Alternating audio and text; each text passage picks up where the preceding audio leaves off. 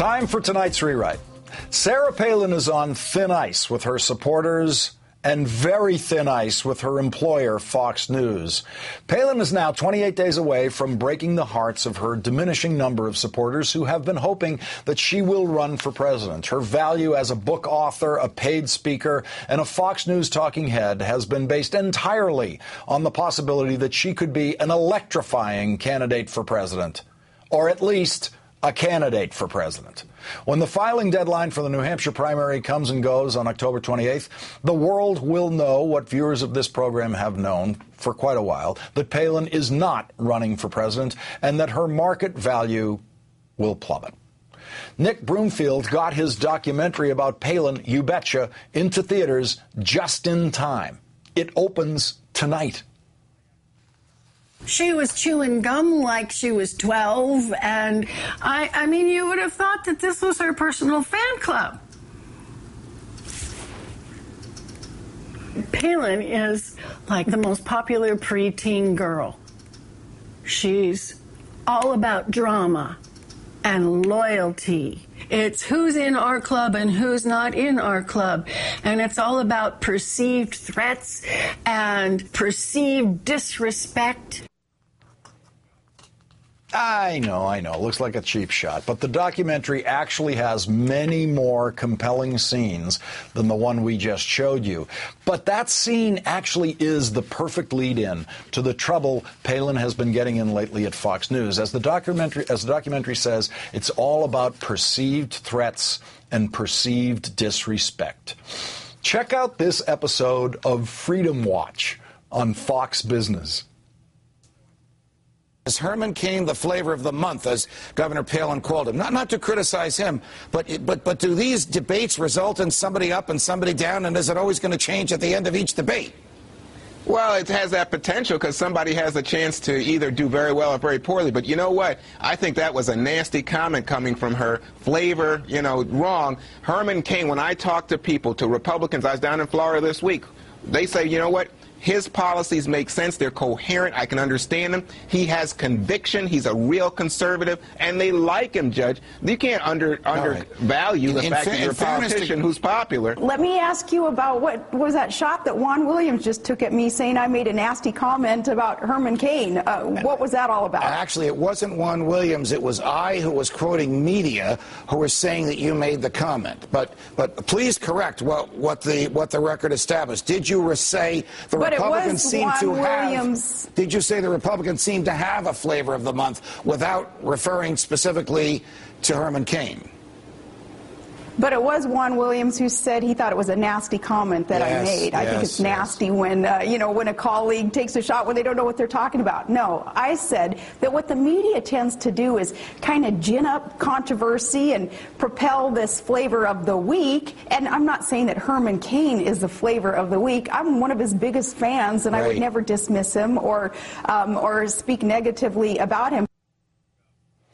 Where did the Fox guys get the idea that Sarah Palin called Herman Cain the flavor of the month? Well, where did they get that idea?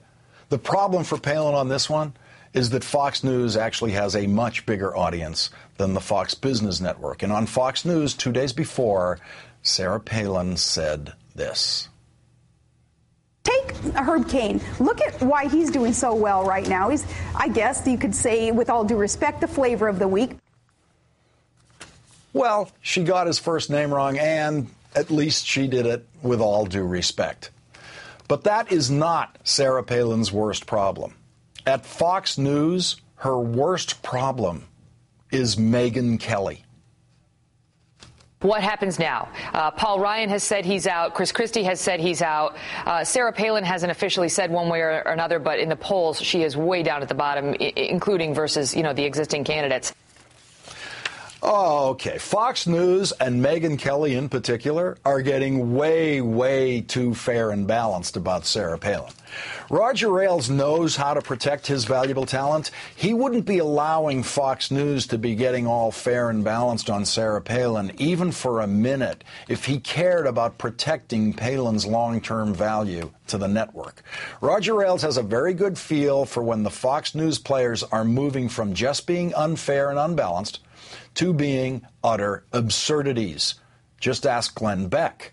Ailes knows that by October 28th, Palin's value to the network will be minimal. She will be a complete joke to everyone, especially the people who believed she was going to run for president and the people who invested their hopes and dreams in her running for president.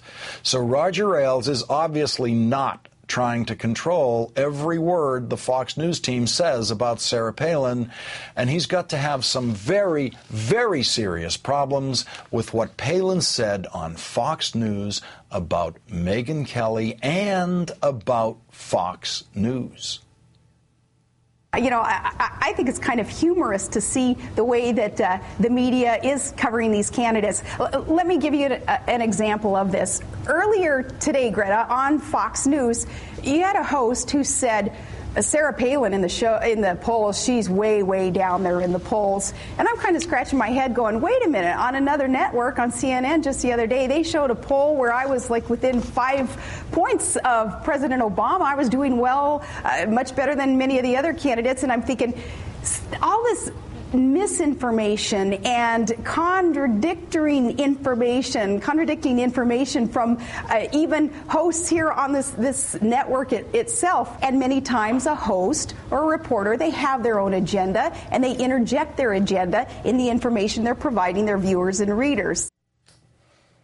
Now, it's one thing for Sarah Palin to say that I interject my agenda in the information I'm providing my viewers because I do, and because Roger Ailes hates me and would be perfectly happy to have Sarah Palin say that about me or anyone else here at MSNBC. But Sarah Palin just said that Fox News, in the person of Megyn Kelly, a Roger Ailes favorite, lied about Sarah Palin's position in the polls.